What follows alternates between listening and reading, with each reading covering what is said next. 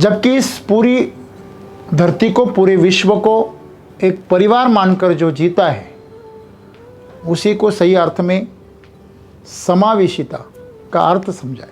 इंसान जो है वो क्या कर रहा है, वो अपनी खुशी ढूंढ रहा है, वो अपना आनंद ढूंढ रहा है।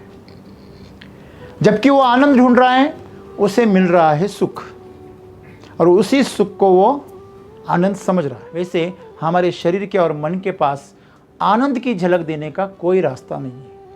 तो समावेशिता जो होती है ना, वो आनंद के स्वभाव से निर्माण होती है। बंधन, सुख का बंधन ही मनुष्य को दुख की खाई में ढकेल देता है। समावेशिता जो है ना, वो जीने का ज़्यादा एक प्राकृतिक तरीका है, समझदारी पूर्ण तरीका है। हमारी बुद्धिमत्ता जो है उससे बहुत बड़ी बुद्धिमत्ता ये प्रकृति की है, और ये प्रकृति की जो बुद्धिमत्ता है वो कहती है कि समावेशिता यही जीने का एक सुंदर तरीका है। तो मुझे कभी ऐसा लगता ही नहीं कि मैंने कुछ किया हो, मैं कुछ कर रहा हूँ, बहुत बड़ा कुछ कर रहा हूँ, या मैं किसी के लिए कुछ बहुत उदार अंतकरण से कुछ दे रहा हूँ। अरे जिसका है वो ले रहा है, उसमें क्या देने की बात है। बस मैं यहाँ पे आज की तारीख में डिसीजन मेकर हूँ, उसको संभालने वाली की पूरी जिम्मेदारी मेरे ऊपर है, बस इतना ही मेरा रोल है।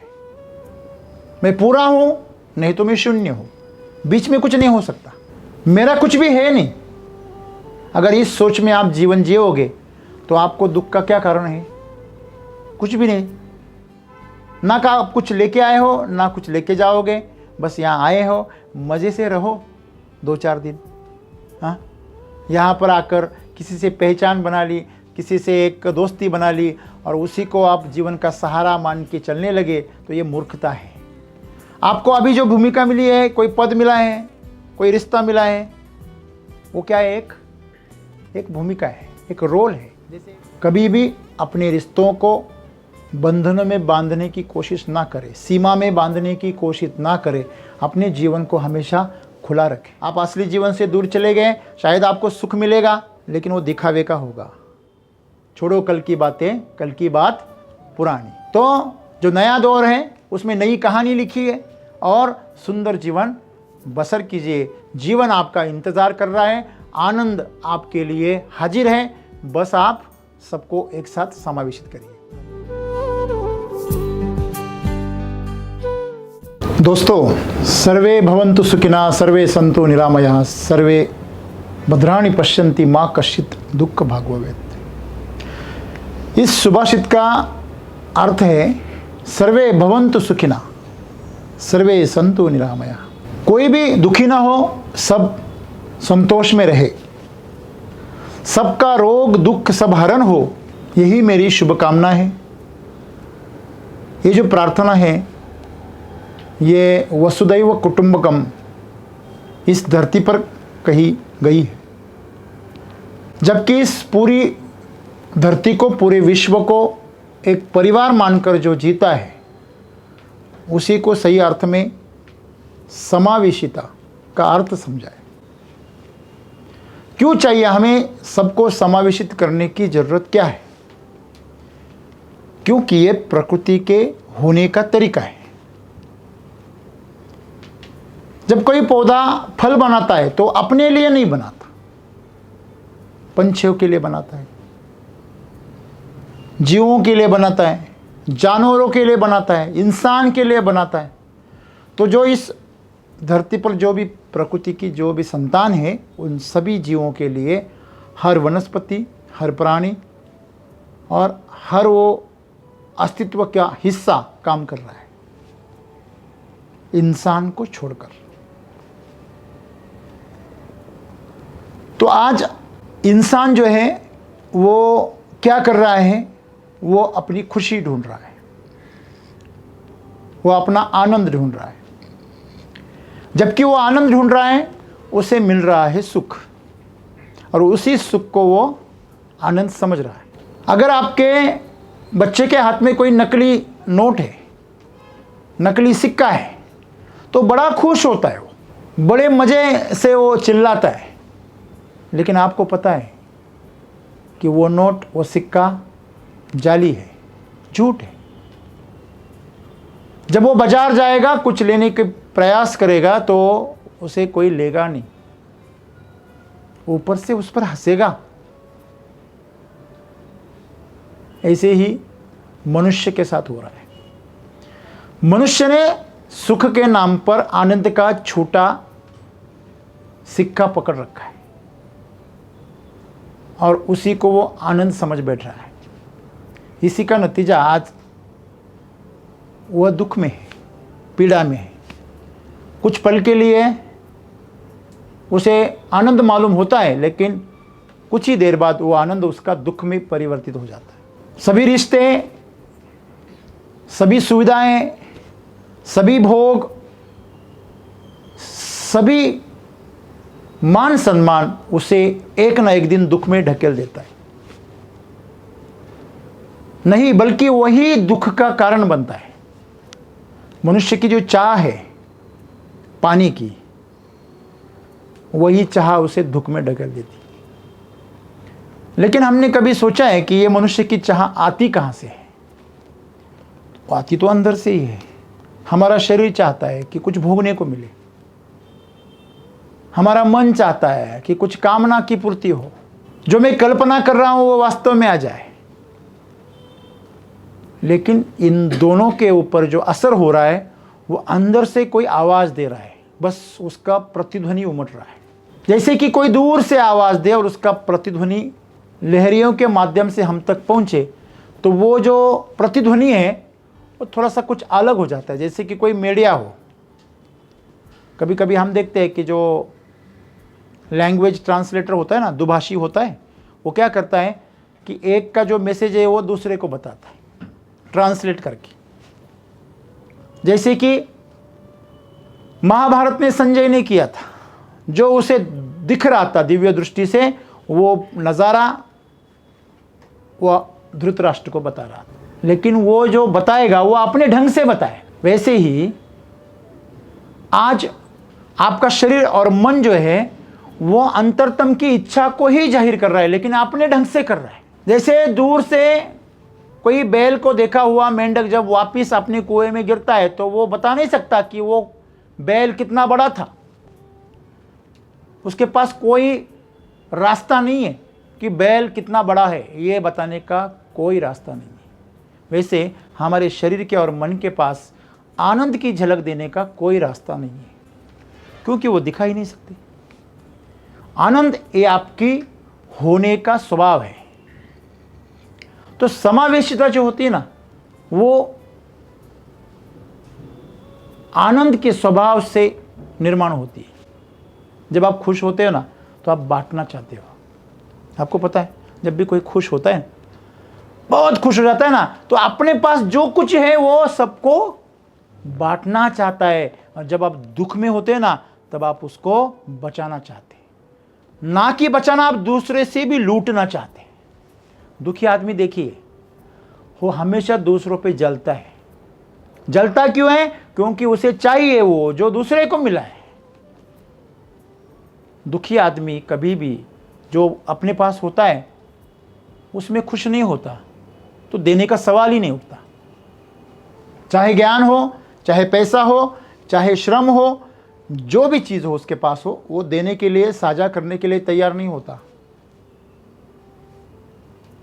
ये दुख पैदा क्यों होता है? सुख के भ्रम से पैदा होता है। हम समझते हैं कि कोई मनुष्य है, कोई चीज़ है जो हमें सुख दे रही है, तो हम उसको गले में लगा लेते हैं। अभी मुझे एक बात बताइए, आपकी हथकड़ी सोने की होने से क्या आपको, आपके ऊपर वो आभूषण की तरह सजेगी? सजेगी? कोई ऐसा कर सकता है कि अपने हाथ में जो हथकड़ी है, वो हथकड़ी सोने की है, तो आभूषण की तरह उसे वो प्रदर्शित कर सकता है? नहीं कर सकता, क्योंकि वो बंधन है। और यही बंधन, सुख का बंधन ही मनुष्य को दुख की खाई में ढकेल देता है। हमने रिश्ते बनाए, वो रिश्ते अगर गंदे हैं, गलत है, तो हम उससे छुटकारा पाने की कोशिश करते हैं और छुटकारा पा भी लेते हैं शायद। लेकिन अगर वो रिश्ते मीठे हैं और वो आपको बंधन में डाल रहे हैं, तो ये आपके दुख का बड़ा कारण बनेंगे और बनते हैं। हम समझते हैं कि ये मेरा है, ये मेरे लिए है, और जब उससे पहचान बना लेते हैं तो ये झूठी पहचान है, क्योंकि आप इस अस्तित्व का हिस्सा थे, हो और मरते दम तक रहोगे। आप सांस कहाँ से ले रहे? आपके माँ बाप से ले रहे? हेलो, आपको अभी माँ बाप की तरफ से सांस आ रही है। आज उन्होंने 10 लीटर भेजी, ऐसा कुछ है क्या कनेक्शन आपका? नहीं है। आपको जल कहाँ से मिल रहा है? आपके घर की पाइपलाइन आई क्या यहाँ पर? हेलो, नहीं।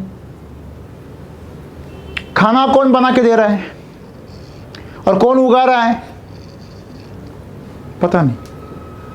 आपके कपड़े किसने बुने हैं, किसने सिलाए हैं? पता नहीं। ये जो प्रकृति है, इस प्रकृति से ही हमें सांस मिल रही है, इसी से हमें खाना मिल रहा है और इसी से हमारा पालन पोषण संरक्षण हो रहा है। और प्रकृति ने अगर हमारा साथ एक पल भर के लिए भी छोड़ दिया ना, हम है के थे हो जाएंगे। अभी है और बाद में थे हो जाएंगे। तो क्या आप थे बनना चाहेंगे? नहीं, हमें तो जीना है। अगर आपको जीना है तो प्रकृति के साथ जीना है। और प्रकृति क्या कहती है आज हमें सद्गुरु बता रहे हैं। समावेशिता जो है ना, वो जीने का ज़्यादा एक प्राकृतिक तरीका है, समझदारी पूर्ण तरीका है। हमारी बुद्धिमत्ता जो है, उससे बहुत बड़ी बुद्धिमत्ता ये प्रकृति की है। और ये प्रकृति की जो बुद्धिमत्ता है वो कहती है कि समावेशिता यही जीने का एक सुंदर तरीका है, क्योंकि पूरा अस्तित्व इसी तरह काम कर रहा है। आपको पता है, कभी कभी मैं मजाक का हिस्सा हो जाता हूं। क्यों?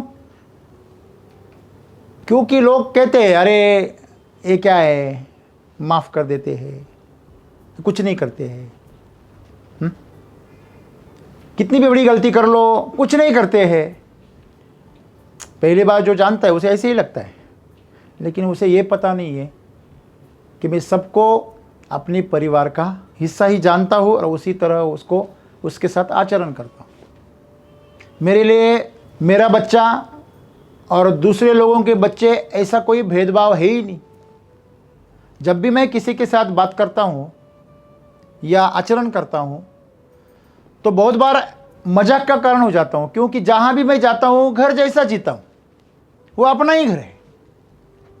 वहाँ के जो सदस्य हैं, बच्चे हैं, वहाँ की अगर किसानों की खेती है, जो भी है, तो उसको मैं मेरा मान लेता हूँ। जैसे कि अपने मालकियत्व होती है, इसी तरह मैं सबसे बात करता हूँ। मुझे कोई फ़र्क नहीं पड़ता सामने वाला मेरा मजाक उड़ा रहा है या मेरे को सीरियसली ले रहा है। तो जहाँ भी मैं जीता हूँ सबको साथ लेने की कोशिश करता हूँ। मेरी तरफ से तो पूरी हाँ होती है। मैंने तो हमेशा हाथ खुले रखे। मैं कभी भी ये नहीं मानता कि जो मैंने खड़ा किया है वो मैंने खड़ा किया है। मैं उसमें हर उस मनुष्य का, हर उस किसान का, हर उस सदस्य का जिसने इसके लिए थोड़ी भी मेहनत की हो, सबका उसमें हिस्सेदारी है। परमात्मा की हिस्सेदारी है सबसे बड़ी। 99% तो हिस्सेदारी प्रकृति की है, परमात्मा की है। हमारी हिस्सेदारी तो 1% है, सिर्फ 1%। तो मुझे कभी ऐसा लगता ही नहीं कि मैंने कुछ किया हो, मैं कुछ कर रहा हूँ, बहुत बड़ा कुछ कर रहा हूँ, या मैं किसी के लिए कुछ बहुत उदार अंतकरण से कुछ दे रहा हूँ। अरे जिसका है वो ले रहा है, उसमें क्या देने की बात है। बस मैं यहाँ पे आज की तारीख में डिसीजन मेकर हूँ, उसको संभालने वाली की पूरी जिम्मेदारी मेरे ऊपर है। बस इतना ही मेरा रोल है। आपको पता है कि जब माँ अपने बेटे को दंड करती है, उसे शिक्षा देती है, तो उस दंड के पीछे भी क्या होता है? उसकी चिंता होती है, उसके कल्याण की चिंता होती है, उसके प्रति प्रेम होता है, करुणा होती है। उसी तरह मैं जब भी किसी को दंडित करता हूं तो उसके पीछे मेरे अंदर की करुणा होती है। सामने वाला उसे किस तरह ले रहा है मुझे उसका कोई लेना देना है नहीं। वो गलत अर्थ ले रहा है, सही अर्थ ले रहा है, वो उसका प्रारब्ध है, वो उसकी बुद्धिमत्ता है। मैं उसकी कभी चिंता नहीं करता। मैं मेरा काम करता रहता हूँ, मेरी साझेदारी करता रहता हूँ। तो जीवन यही है, पूरा अस्तित्व एक है। या तो मैं सबका मालिक हूं या तो मैं सबका दास हूं। इन दोनों में से एक है बस। अहम ब्रह्मास्मि कहो या मैं शून्य हूं, ये कहो। मैं पूरा हूं नहीं तो मैं शून्य हूं, बीच में कुछ नहीं हो सकता। मेरा कुछ भी है नहीं। अगर इस सोच में आप जीवन जियोगे तो आपको दुख का क्या कारण है? कुछ भी नहीं। आपको पता है, संत कबीरदास महाराज कहते हैं कि ये जो दुनिया है ना, ये एक धर्मशाला है।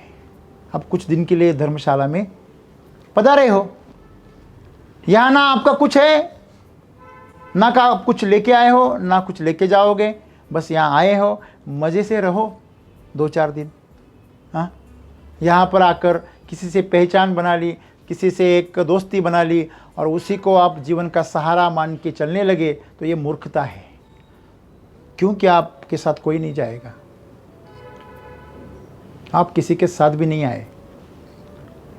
आए भी तो इत्तेफाक है। तो वास्तव में जीने का असली तरीका यह है, प्रकृति जानती है कि आप सर्व समावेशित होकर जिए। कुछ भी करें तो सबको उसमें साझा करें। भेदभाव जो है ना, वो दुख का निर्माण करता है। आपको पता है, पहले ज़माने में 40-50 साल पहले पूरा गांव एक रहता था, तो गांव में जाने का मज़ा आता था। वहाँ पे जो त्यौहार मनाए जाते थे, अरे क्या मौज थी। हाँ, पूरा गांव एक हो जाता था। उत्सव मनाने के जो मौके वो ढूंढे जाते थे। अभी लोग उससे बोर होते हैं, बोले क्या है वही। अभी लोगों में जो समावेशिता का जो माहौल चाहिए वो है क्या? नहीं है। पहले शादी भी करते थे, पूरा गांव शामिल हो जाता था। गरीब, अमीर, मजदूर, मालिक, बच्चे, बूढ़े सभी शामिल हो जाते थे और मौज मनाते थे। लेकिन आज पास में कोई त्यौहार होता है या शादी होती है या कोई प्रोग्राम होता है तो लोग, मेरे को निमंत्रण नहीं है, मैं नहीं जा सकता।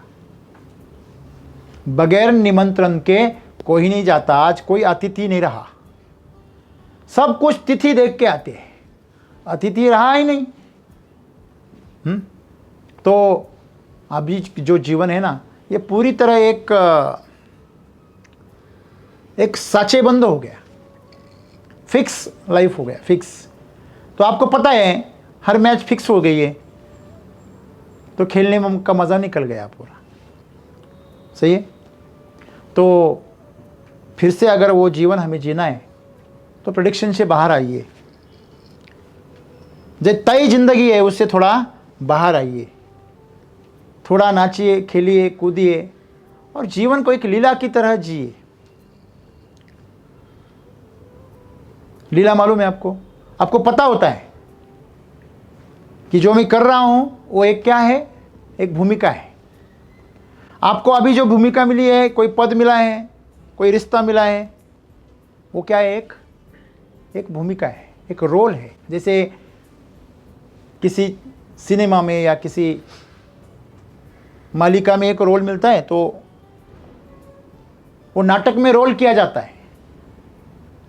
तो इस तरह हमें एक रोल मिला है।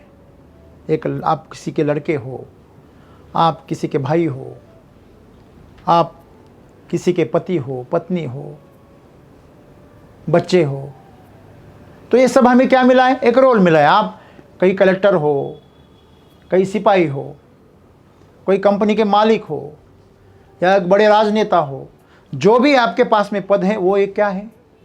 एक रोल है। इस सृष्टि ने, प्रकृति ने आपको क्या दिया? एक भूमिका दी है।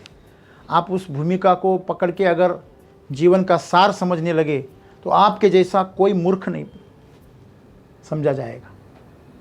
तो आज उस भूमिका को आप पूरी तरह निभाइए, लेकिन निभाते निभाते हमेशा याद रखिए इसके अंदर जो मनुष्य है वो सभी एक है। ये सभी एक है। कलाकार जो होते हैं वो सभी एक लेवल पे होते हैं, उनमें कोई बड़ा या छोटा नहीं होता। लेकिन जब वो राजा बन जाता है ना नाटक में, तो बाकी सब उसका नमस्कार करते हैं, उसको प्रणाम करते हैं, उसकी सेवा में हाजिर रहते हैं। लेकिन वो नौटंकी में, असली जीवन में एक दूसरे के गले में हाथ डाल के चलो भाई चाय पिलाओ, ऐसा है मजाक करते एक दूसरे की।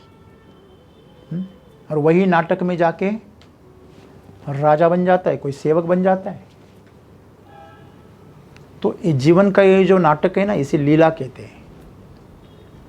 भगवान श्री कृष्ण हो, श्री रामचंद्र प्रभु हो, इनकी जीवन लीला आप पढ़ो, उसको लीला कहते हैं। जीवन लीला ही कहते हैं। लीला का मतलब खेल, जो जानबूझकर रचाया गया। अगर आप इस तरह जीवन को जिएंगे तो आपको पता होगा कि हम सब एक हैं। सबकी सुख में ही मेरा आनंद छिपा है, आपके सुख में दुख छिपा है। जब आप मैं कहेंगे, जब मेरा कहेंगे, आप गए काम से। आप खुद को दुख की दरिया में डाल रहे हो। आज भले आपको सुख लग रहा है, जो परिवार आपको बहुत सुहाना लग रहा है, बहुत प्यारा लग रहा है, जिस दिन आप उनके मत से विरुद्ध हो गए, उस दिन वो आपकी तरफ दुश्मनी की तरह बर्ताव करेंगे। तो उस वक्त आपको ऐसा लगेगा कि मैं अनाथ होता तो अच्छा रहता। माँ बाप को ये ऐसा लगता है हम बांझ रहते तो अच्छे रहते, बच्चे नहीं होते तो अच्छे रहते। तो ये रिश्ते में इतनी बड़ी खटास, इतना दुख, इतना दर्द क्यों आता है? क्योंकि हम वहाँ पर खुद को समेट लेते हैं, दायरा बना लेते हैं, खुद को एक बंदी खाने में डाल देते हैं। हमेशा याद रखिए, पानी को आप जितना बांधने की कोशिश करेंगे, जितना उतना वो सड़ेगा। वैसे जीवन है, आप इसको किसी दायरे में बांधने की कोशिश करेंगे तो ये सड़ जाएगा, बोरियत लगेगा, बोरियत। कभी भी अपने रिश्तों को बंधनों में बांधने की कोशिश ना करें, सीमा में बांधने की कोशिश ना करें।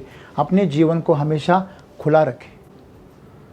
आपको पता है, आपके पास अगर समंदर की रेती है तो आप उससे कुछ भी बना सकते हैं, लेकिन अगर उसमें मिट्टी मिला दी जाए और उससे कुछ बनाया जाए, सूखने के बाद वो क्या हो जाता है? सख्त हो जाता है। तो वापस आप उसे पकाने के बाद आप उससे कुछ भी नहीं बना सकते। सही है?